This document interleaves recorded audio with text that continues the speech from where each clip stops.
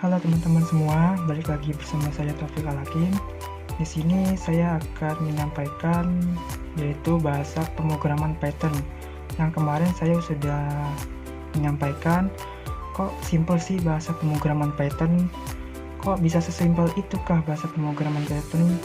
Gimana? Nah, kayak bahasa-bahasa lain kayak bahasa C, C#, ataupun Java itu bahasanya yang sangat kompleks dan sintaknya pun sangat rumit, dan di dalam Python ini sintaksnya sangat mudah, dan kita akan sama-sama mencoba untuk mengulik bersama-sama gimana sih penggunaan Python. Yuk simak baik-baik video tersebut.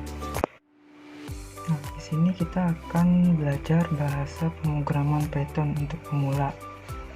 Nah, pertama kita akan masuk ke materinya dulu sebelum dipraktekin. Yang pertama itu ada namanya apa itu bahasa pemrograman Python.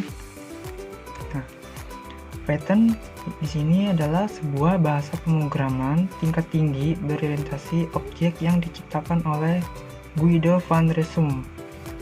Nah, Python ini memiliki sintak yang sederhana dan mudah sehingga mudah dipelajari, dan ini bahasa yang sangat cocok untuk pemula yang ingin belajar pemrograman komputer. Nah, slide selanjutnya itu ada sejarah Python. Nah, sejarah Python ini diciptakan oleh Guido van Rossum pertama kali di Centrum Wiskunde dan Informatika atau CWI di Belanda pada awal tahun 1960.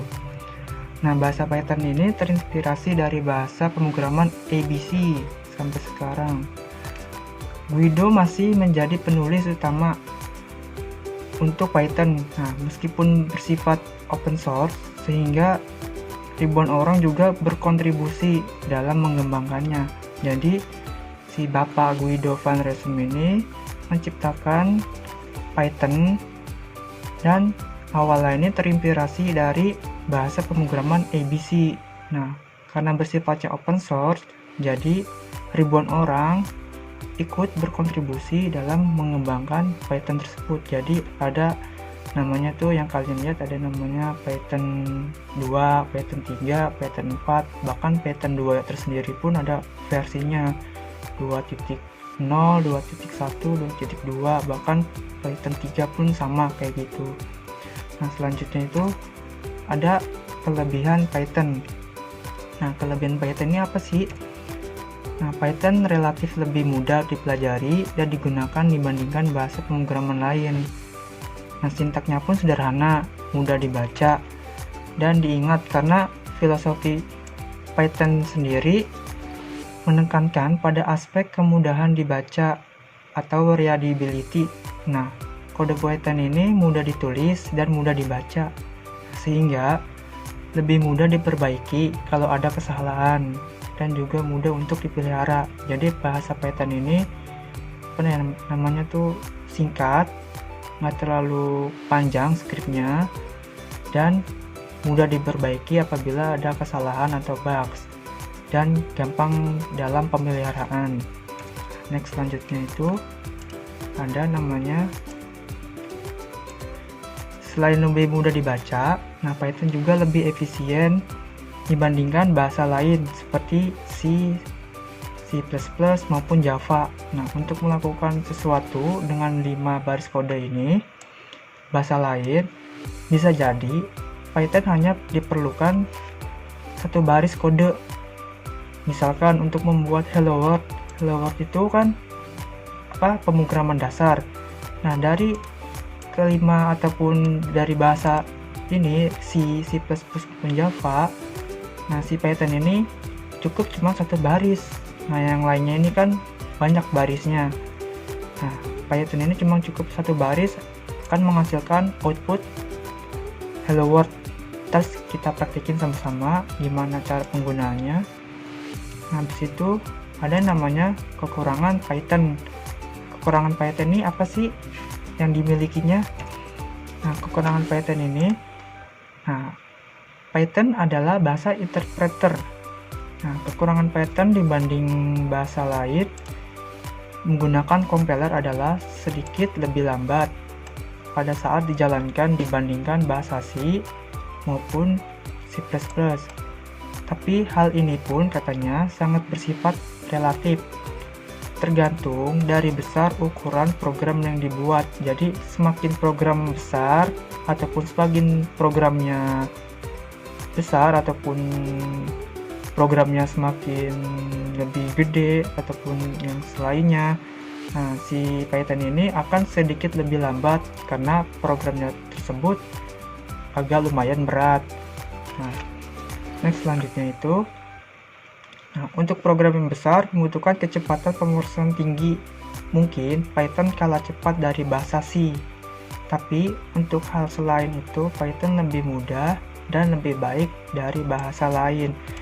Nah, di sini si pencipta Python tersebut mengungkapkan karena emang dia mengakui Python kalah lebih cepat dari bahasa C lainnya, tapi untuk hal selain itu, hal di luar itu, Python lebih mudah dipelajari, lebih mudah diingat, ataupun lebih mudah digunakan, dan lebih baik dari bahasa lain, karena penggunaannya itu sangat mudah. Nah, untuk next selanjutnya, nah selain itu, kode sumber sekarang sudah dioptimasi katanya menggunakan bahasa C. Jadi ini pergabungan Python sama bahasa C. Nah, sehingga kecepatannya juga sudah sangat mendekati kecepatan bahasa C katanya. Nah, spesifikasi komputer juga sekarang ini sudah semakin tinggi sehingga bisa memproses program dengan cepat, sehingga seringkali tidak menjadi hal penting dan bisa diabaikan. Jadi karena si Python ini udah dioptimasi menggunakan bahasa C, jadi kecepatannya itu setara atau hampir mendekati dengan bahasa C. Nah, spesifikasi komputer juga sekarang saat ini kan sudah makin tinggi, udah ada Core i3 ataupun paling mentok Core i7 ataupun Core i9 dan semacamnya, dan itu kan kayak pendukung untuk membuat program aplikasi. Nah, next selanjutnya, nah ini ada contoh perbandingan antara Python dengan C#. Nah, coba kita lihat perbandingannya. Nah, ini perbandingannya ini sangat jauh skripnya. Coba kita lihat yang perbandingan C#.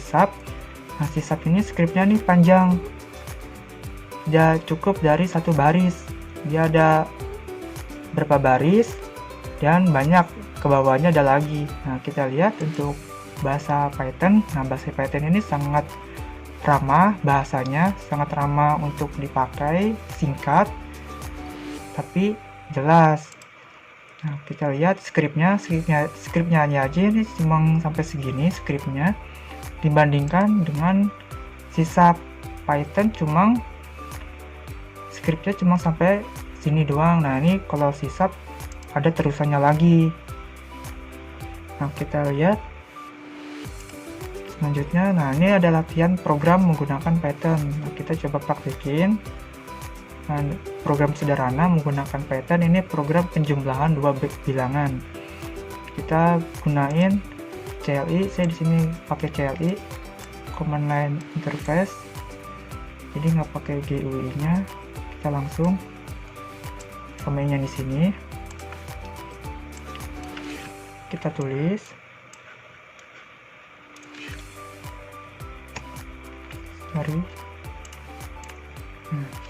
Build itu bilangan 1 sama dengan input titik kutip masukkan bilangan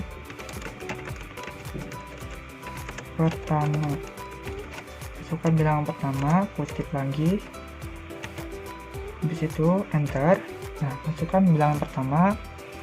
Nah, misalkan saya memasukin 1.5 sesuai contoh yang di latihan ini 1.5.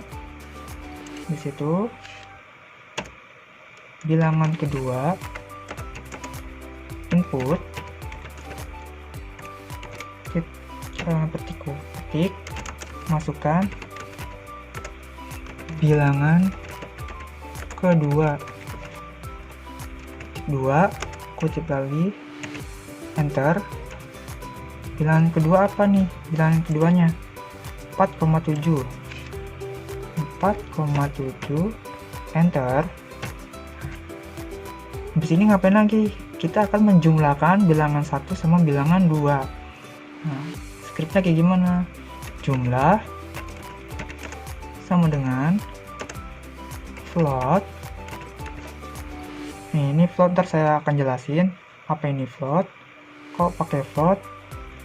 Nah, float buka kurung bilangan 1 ditambah float bilangan 2. Nah, habis itu enter. Nah, habis itu kita mau ngapain lagi? Kita akan mencetak hasil dari si penjumlahan ini. Jumlahan bilangan 1 ditambah bilangan 2. Jadi gimana? Print jumlah, jangan lupa petik jumlah 0. Nah, ini 0 kenapa? Ini 0 sebagai pertanda kita akan menjumlahkan bilangan pertama, maka akan saya tandain 0 tambah apa? Bilangan kedua. Terus adalah 2. Nah, jadi jumlah bilangan pertama ditambah bilangan kedua adalah ini sebagai hasil dari si penjumlahan tersebut, dari jumlah ini. Habis itu titik, formatnya apa? Format kurung buka bilangan 1, koma bilangan 2, koma jumlah. Nah,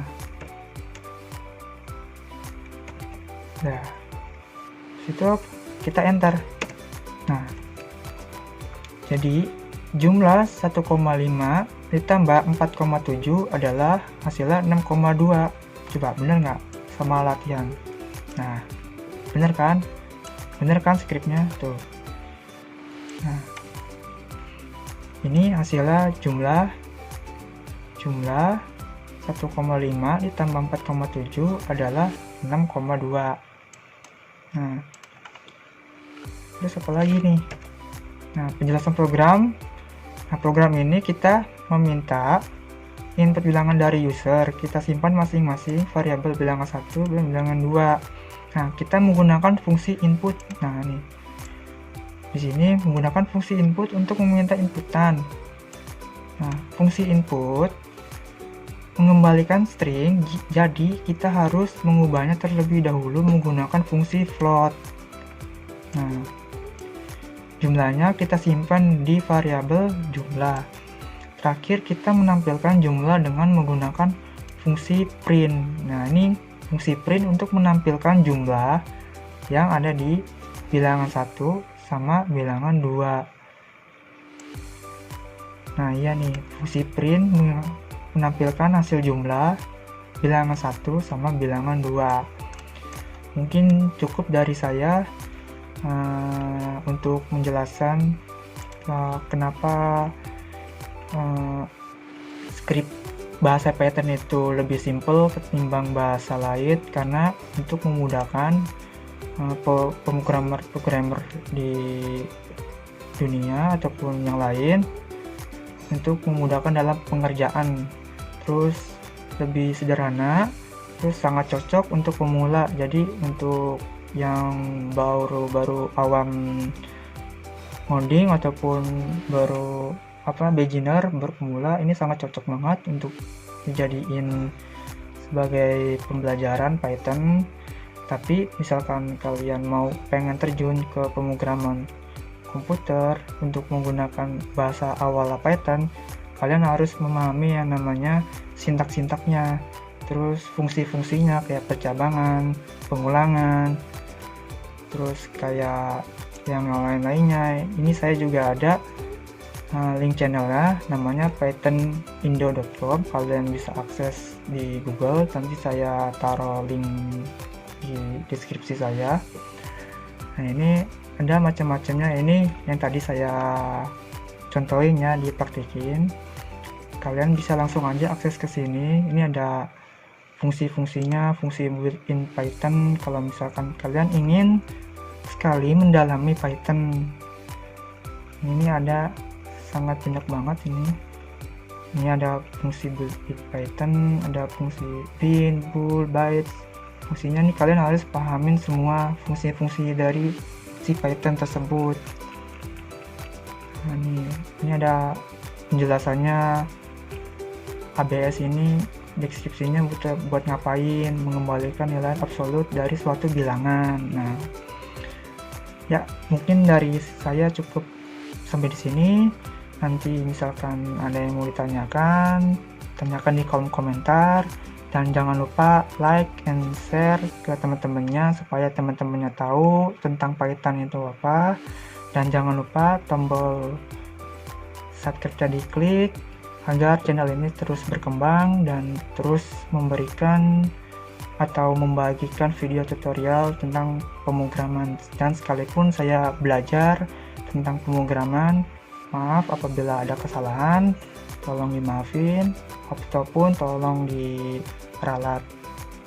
Sekian dari saya. Wassalamualaikum warahmatullahi wabarakatuh.